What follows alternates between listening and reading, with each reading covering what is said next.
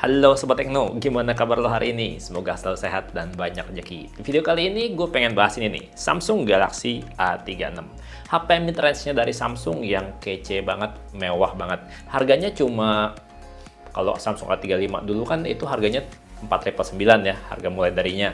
Nah kalau ini harganya lebih mahal, 5 jutaan lebih. Atau lo bisa cek aja ya, link di deskripsi video, kali aja di situ dapat harga promo. Dan di kelas harga 5 juta lebih, ini emang harga yang pantas sih. Karena bodinya tuh bener-bener mewah, bodi kaca ya. Depan belakang dilapisi Corning Gorilla Glass Victus Plus, jadinya tahan gores. Desain kamera juga tampil beda sekarang nih. Kameranya tetap triple, tapi ini bareng-bareng, nggak lagi terpisah. Dan tetap simple, tetap berkelas desainnya, kalau dibandingin sama versi sebelumnya ya. Untuk frame body sendiri dibuat datar ya, ngasih kesan kotak dengan bahan masih polikarbonat, belum bahan metal. Dan ujung tepian framenya dibuat agak membulat, jadi pada saat digenggam kayak gini tuh nggak berasa tajam sudut HP-nya. Dan overall ya, secara desain ini bener-bener mewah berkelas. Bener-bener simple minimalis tapi keren abis kalau menurut gue. Dan HP ini juga udah didesain tahan air ya, dengan sertifikasi IP67. Artinya tuh bisa aman hujan-hujanan. Bahkan bisa tahan menembus banjir di bawah air sedalam 1 meter selama 30 menit. Ya cuman tampilan tampang depannya aja sih yang masih gaya agak jadul, gaya lama gitu. Ya emang sih layarnya udah layar punch hole nih kalau lihat nih ya. Udah layar punch hole display, cuma untuk bezel layarnya masih berasa agak tebal untuk HP kelas harga 5 juta lebih kayak gini. Ya tapi masih manis dan cakep dilihat sih kalau menurut gue. Walaupun layarnya masih berasa old school ya, layarnya punya kualitas beneran cakep. Standar Samsung banget lah layarnya. Ukurannya standar ya, 6,7 inch, nggak terlalu besar. Pakai panel Super AMOLED dan udah 120 Hz refresh rate-nya. Nggak cuma visual yang mewah dan cerah walaupun di luar ruangan, tapi dilengkapi juga dengan teknologi yang bikin layar HP ini tuh tetap bekerja dengan baik ya, walaupun di kondisi basah. Dan seperti biasa HP-HP Samsung ya, HP ini juga untuk audionya udah pakai Dolby Atmos. Untuk suara yang lebih sauron. Dan HP ini juga udah dual speaker. Dengan speaker utama di sisi bawah, sementara speaker satunya barengan sama earpiece di atas layar. Kalau menurut gue ya, suaranya tuh berasa powerful dan detail, walaupun disetting di volume 100%. Suaranya beneran berasa kenceng, ya cuman berasa agak flat aja, nggak terasa ada bass-bassnya gitu. Kayak gini suaranya.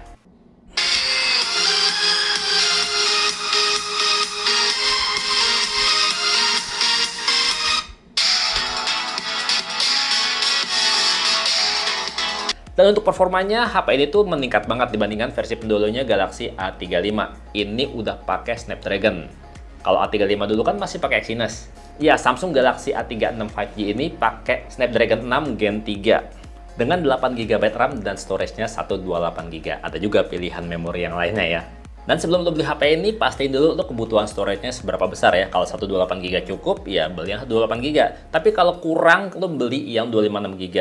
Karena HP ini tuh nggak punya slot kartu microSD, cuma punya dual SIM slot aja. Jadi nggak bisa di-upgrade pakai microSD, nggak bisa ditambahin storage-nya. Dan asli beneran, performanya aman, nyaman banget dipakai buat multitasking harian maupun buat main game. Ya, cuman kalau buat main game berasa agak panas sedikit gitu lah.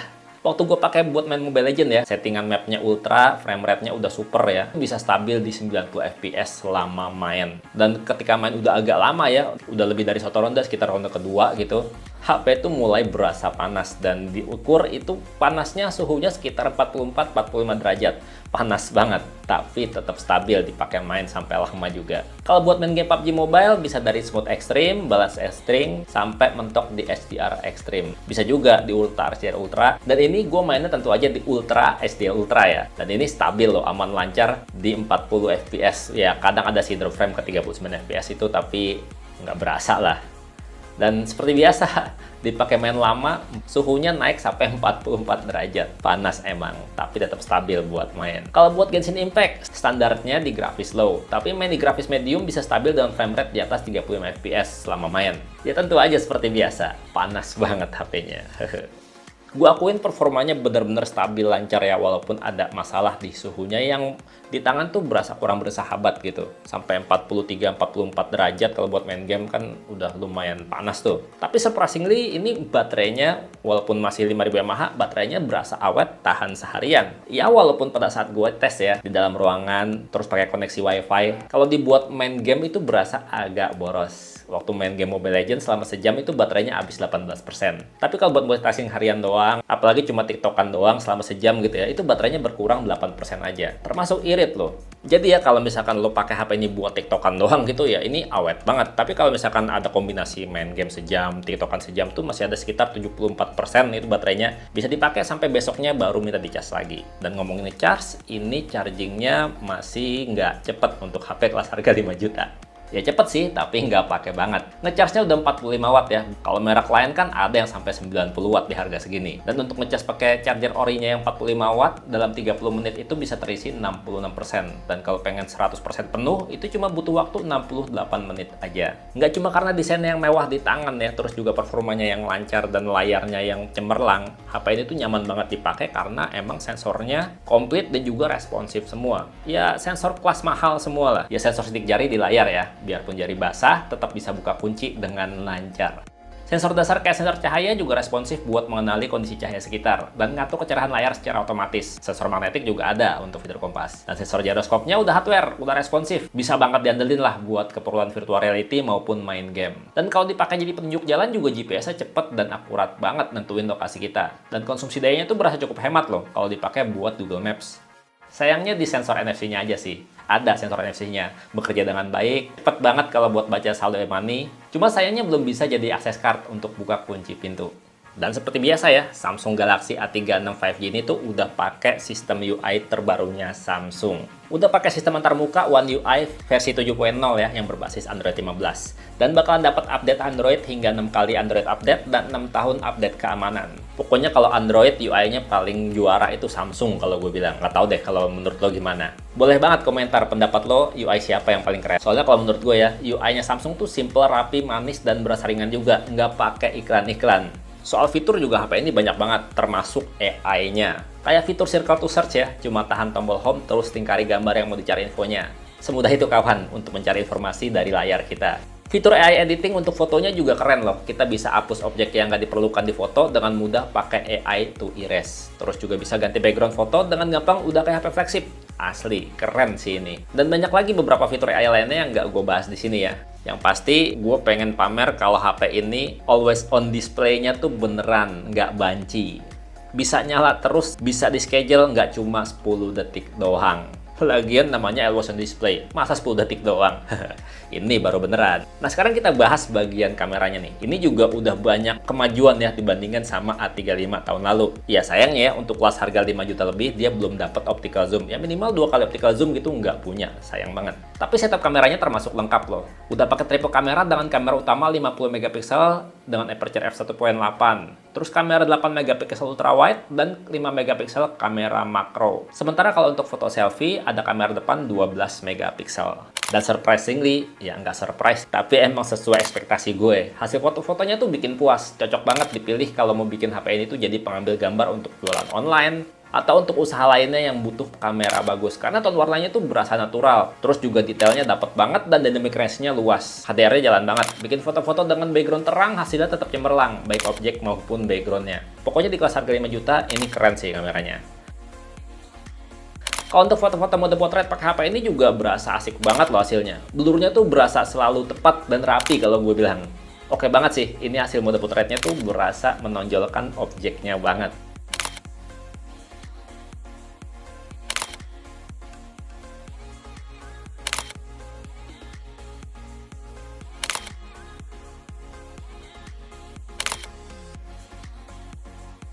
Untuk foto mode ultrawide-nya juga asik banget. Karena HDR-nya jalan banget jadinya kalau kita foto-foto pemandangan, foto landscape, kota siang hari, atau foto apapun itu ya, langitnya tuh kelihatan lebih dramatis dan bagian bayangan tuh berasa lebih detail. Keren asli.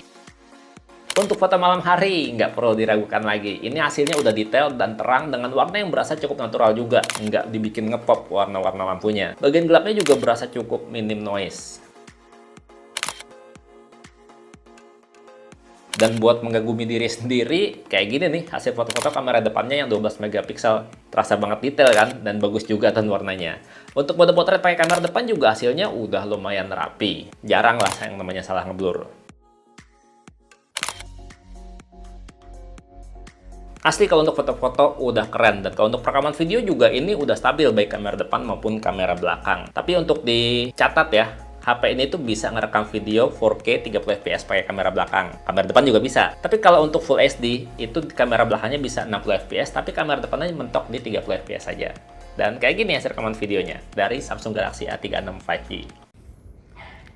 Perekaman video pakai Full HD 30 fps kamera depan. Wih, ini dynamic range-nya lumayan oke nih. Detail langitnya tuh cukup kelihatan ya. Dan kalau kita pakai buat jalan kayak gini, stabil nggak menurut lo? Kualitasnya bagus ya.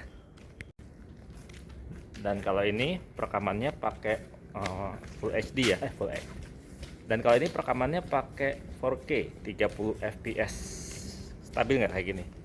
Dan kalau lihat dynamic range, ini langitnya nggak terlalu kelihatan detailnya ya untuk 4K-nya.